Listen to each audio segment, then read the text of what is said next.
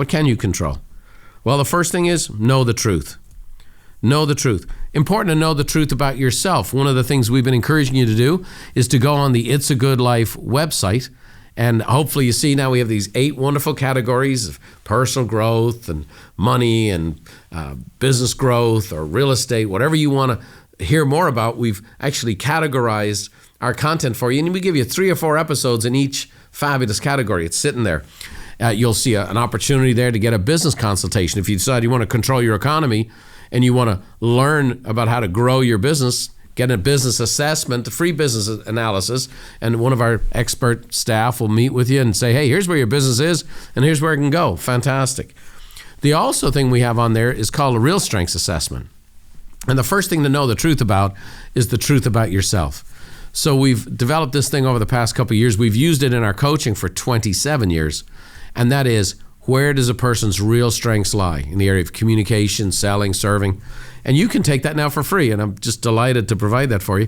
You go on there, it's a bunch of cool questions. You'll enjoy the process pretty quick, and you'll get this cool assessment that'll tell you the truth about you that you can lean into.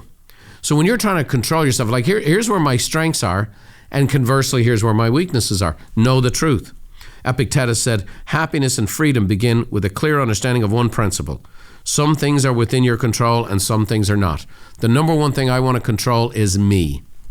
I want to control my emotions. I want to control my reactions. I want to control my routines.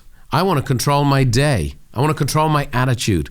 I want to control my effort. And so I want to control my outlook. I'm going to diminish this and listen to this. I'm going to not read this. I'm going to start reading that. I'm going to not spend as much time around these people. I'm going to start spending more time around these people. Why? Because these people tear down and these people build up. Okay? Henry David Thoreau said, think for yourself or others will think for you without thinking of you. Oof, powerful. And again, one of my favorite ancient proverbs says, if the words don't add up, it's usually because the truth wasn't included in the equation. So know the truth about yourself, know the truth about the market, know the truth about the circumstances. Do your homework, control your own self if you want to control your economy. Second thing you want to do here is create a strategy. You know, what's your plan for controlling your business? For example, at Buffini & Company, we have a plan this year for growth. Now, it's not sensational growth because you're growing against an economy that is shrinking. A lot of our clients are in the real estate and mortgage space, and so that's a harder hit area than most, although many of our clients are doing very well, as they should be, because they're controlling their own economy.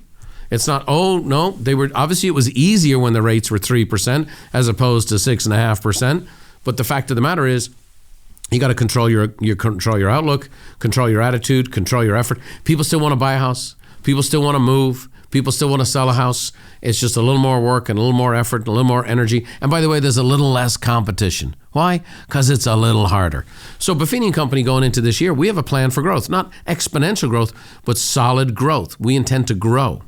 We're going to outgrow if there's a recession. We're going to outgrow inflation. We have a plan in place to grow. That's our strategy. And there's specific things we're doing to grow our business. What is your specific strategy? And again, I've given people this tip. Your plan should include outgrowing the rate of inflation. So if the inflation rate today is 6.5%, allowing for a little taxation, you might want to say that means I need to grow at 9 or 10%. I need to grow my business by 9 or 10%. What's your plan? Well, it probably means you may need at least 10%, maybe 15% more leads. Well, in order to generate those leads, you might need 20% more activities. Where are you spending your time? Where are you spending your effort? Where are you spending your dollars? One of the things that happens when a raging hot market then cools is people have money and they think the money can buy the effort. So I'll put the money into this advertising campaign or this marketing campaign. And the truth of the matter is a lot of times you're wasting the money. The fact of the matter is, what are your core fundamentals for generating customers, and how can you invest to support that?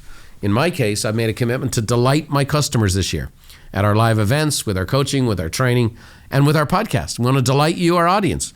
And this is part of that today. I hope you're delighted when you finish this program today and you're thinking, hang on a second here, I can control my own economy.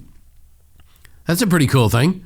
You know, I've been taking all this news and I get negative people and people give me feedback and how bad things are and how bad the market is. And I'm actually in control. I can control my own economy. Hopefully that delights you. That's what we're doing. And so create your strategy.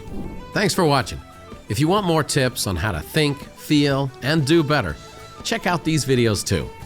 Oh, by the way, don't forget to subscribe to the channel and leave us a like if you enjoyed the content.